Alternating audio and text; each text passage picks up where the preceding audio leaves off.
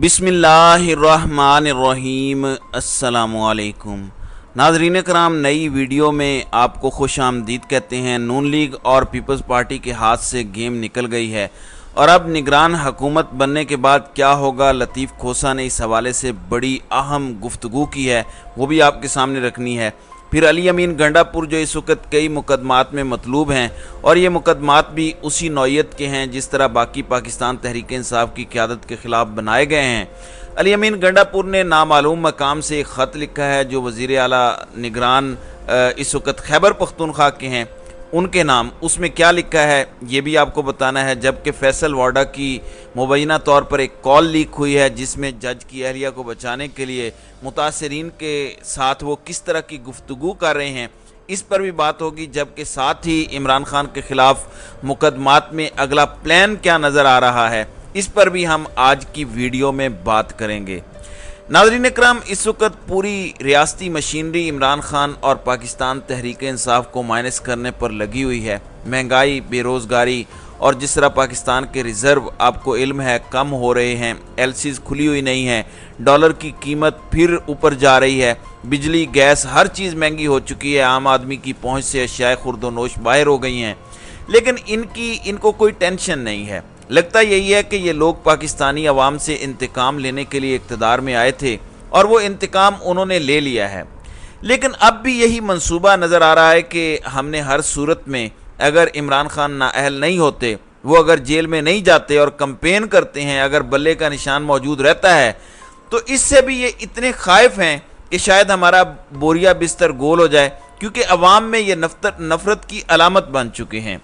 लेकिन जब रियासती मशीनरी साथ होती है, जब साजबाज होती है, जब डील होती है, जब ढील होती है, तो फिर अवाम की राय को रद्दी की टोकरी में डालकर टेबल चार्ट पर ही असम्बलियों के नक्शे बना लिए जाते हैं, मामलात तय कर लिए जाते हैं कि कितनी सीटें किस जमात को मिलनी है।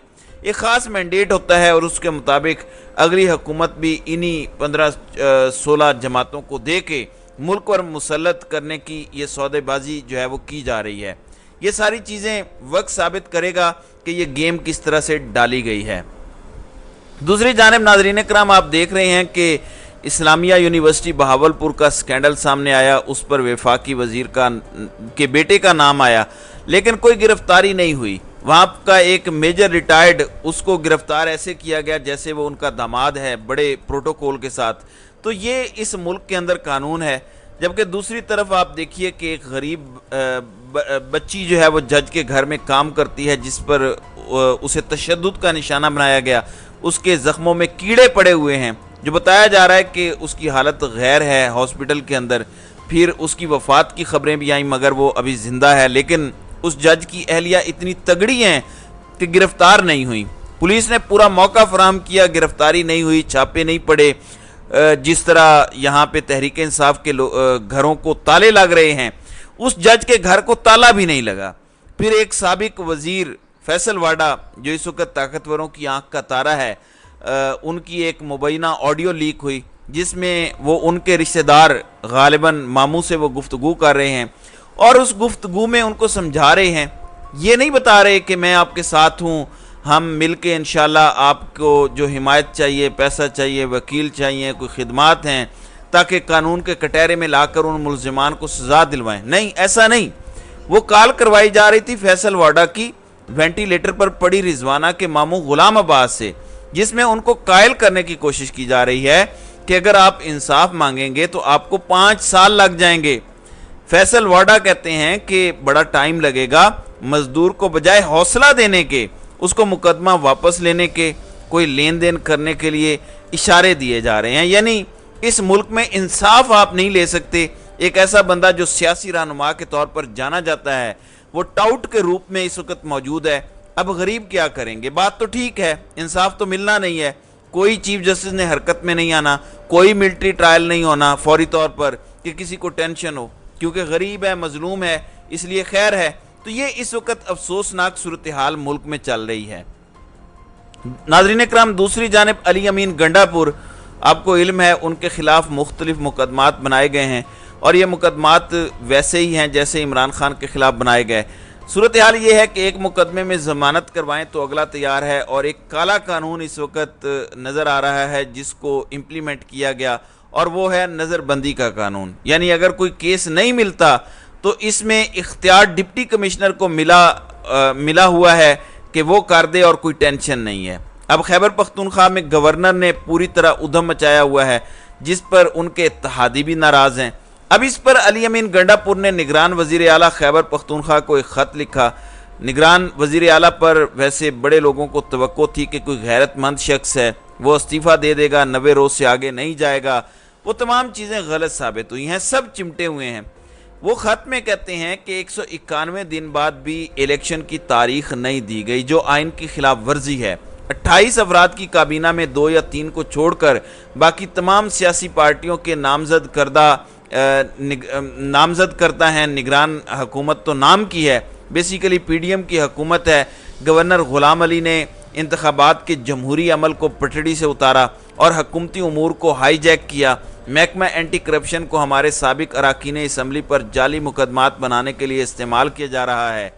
پھر وہ کہتے ہیں کہ پرویز خٹک کی پارٹی کی تقریب میں شرکت کے لیے ہمارے 2 سابق ایم پی ایز کو پے رول پر رہا کیا گیا۔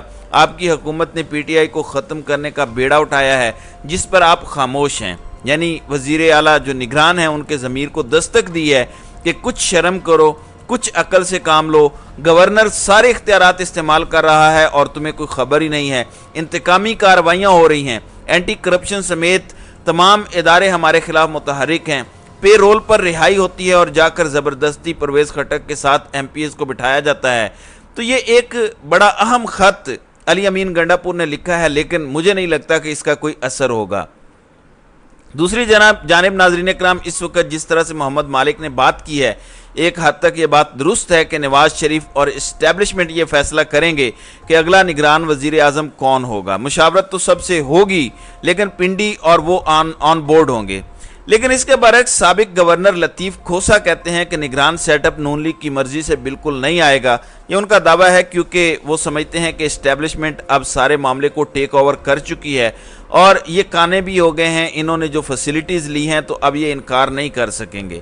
وہ کہتے ہیں کہ نگران سیٹ اپ نون لیگ کی مرضی سے بالکل نہیں آئے گا۔ وہ کہتے ہیں کہ ماشاء اللہ میں بھی لوگوں کی ایسی تضحیک نہیں ہوئی جو اس وقت ہو رہی ہے۔ لوگوں کے ہاتھوں میں بڑی طاقت ووٹ ہے۔ نواز شریف پہلے نااہلی ختم کروا لے، پھر اسحاق ڈار کا نام دے۔ نگران وزیر اعظم کی تعیناتی الیکشن کمیشن کرے گا۔ موجودہ حالات سے لگ رہا ہے کہ الیکشن وقت پر نہیں ہوں گے۔ تو یہ جو کہہ رہے ہیں کہ نگران وزیر اعظم کا فیصلہ الیکشن کمیشن کرے گا، وہ تو تب ہوتا ہے جب اپوزیشن لیڈر اور وزیر اعظم کے درمیان اختلاف ہو جائے، پھر پارلیمانی پارٹی بھی اتفاق نہ کرے، تو پھر یہ معاملہ ہوتا ہے الیکشن کمیشن کے اندر۔ لیکن چونکہ اب راجہ ریاض نے نون لیگ کا ٹکٹ لینا ہے، تو جو شہباز شریف کہیں گے ویسا ہی ہوگا، یا وہ اسٹیبلشمنٹ کی نمائندگی کریں گے۔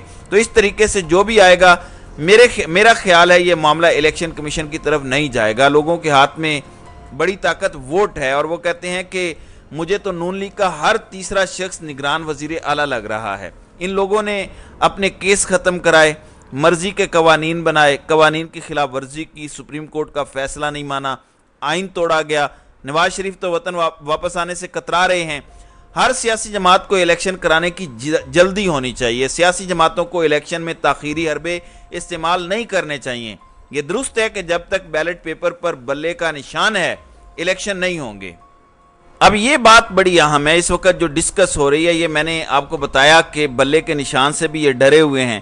یعنی عمران خان نااہل ہو جائے، جیل بھی چلا جائے، تو وہ کہتے ہیں کہ بلے کا نشان بھی ہمیں خوف دیتا ہے کہ اگر الیکشن ہوئے تو عوام نے ضد میں، غصے کے اندر پھر بھی بلے پر مہر لگانی ہے۔ لہٰذا کوئی ایسا طریقہ نکالو کہ پارٹی پوری نااہل قرار دی جائے۔ کچھ توڑنے کا کام تو شروع کیا گیا، کچھ باقی کام بھی کرنے ہیں۔ ساتھ میں یہ بھی اندیا دیا جا رہا ہے کہ اب عمران خان کے خلاف زیادہ کارروائیاں نگران حکومت کے آنے پر شروع ہوں گی۔ موجودہ حکومت اپنے سر یہ الزام نہیں لینا چاہتی۔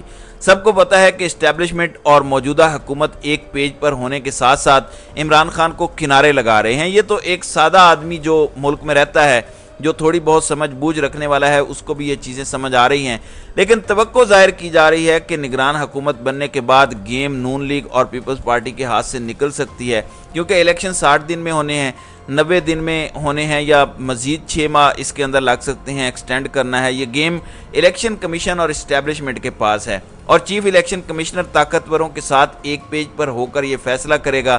اس معاملے میں زرداری، نواز اور باقیوں کے بھی خدشات موجود ہیں، لیکن جب ان کو کہا جائے گا کہ عمران خان کی نااہلی ہو جائے گی، پارٹی ختم ہو جائے گی، پھر آپ ہی یہاں پہ گھنگرو توڑ کے ناچیں گے، تو وہ بھی سب کچھ رضامندی کے ساتھ قبول کرنے کو تیار ہوں گے۔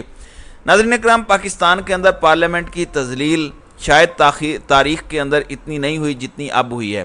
15 اراکین نے کل 29 بل پاس کر لیے ہیں، کوئی پڑھا بھی نہیں ہے، کچھ پتہ بھی نہیں ہے، لیکن سب کچھ ہوا ہے۔ تو اندھیر نگری چوپٹ راج ہے، لیکن کبھی تو انشاءاللہ طلوع سحر ہوگی۔ تو ناظرین اکرام، آپ کی اس ویڈیو کے حوالے سے کیا رائے ہے؟ آپ اپنی رائے کا اظہار کامنٹ سیکشن میں ضرور کیجیے گا۔